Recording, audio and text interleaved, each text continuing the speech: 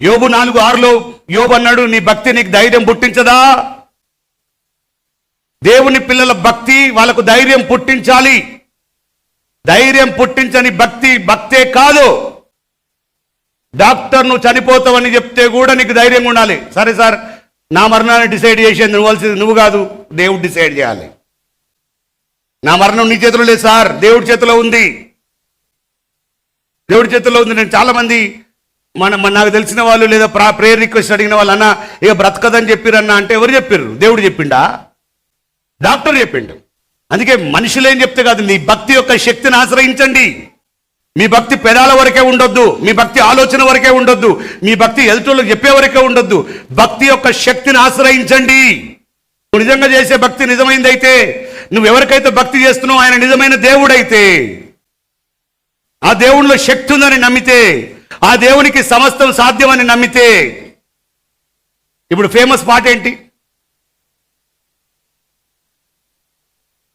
ఏం పాట అది? ఏమైనా చేయగలవు, కథ మొత్తం మార్చగలవు. పాటేనా, మాట లేదా? నువ్వు నమ్ముతున్నావు దాన్ని? కథ మొత్తం మార్చగలడు. ఎటు మార్చగలడు? ఎటైనా మార్చగలడు. యోబులాగా ఇటు కూడా మారుస్తాడు. జాగ్రత్త. ఆయన కథ ఇటే కాదు, ఇటు కూడా మారుస్తాడు. ఆయన అన్ని పాజిటివ్గానే చూడకండి, ఇటు కూడా చూడండి. కథ ఇటు మార్చినా స్తోత్రం. దేవుడు ఎటు మార్చినా నువ్వేం చెప్పాలి? నీ నామమునకే మహిమంతా తెచ్చుకుందు, అది పాడాలి. ఎప్పుడు? ఇటుపడ్డప్పుడు. మనం ఇటుపడ్డప్పుడు చెప్తాం, ప్రభు నిజంగానే నేను ఆ పాట రాసిన ఆయన కొందనాలు అని అప్పుడు పాడతాం. కాదు, ఇటు కూడా చెప్పాలి.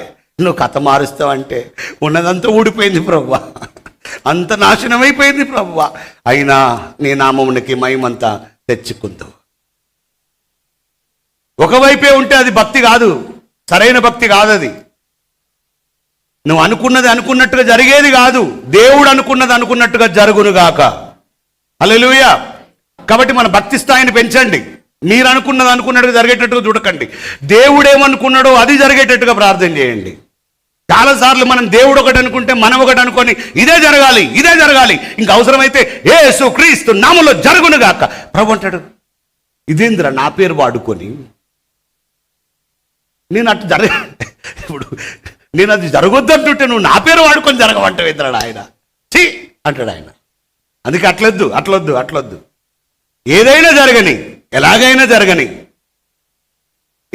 జరగని, ఏ కథ అయినా మారని, బండ్లు ఓడలు కానీ, ఓడలు బండ్లు కానీ, నీ నామమునికే మహిమంతయు తెచ్చుకుందు.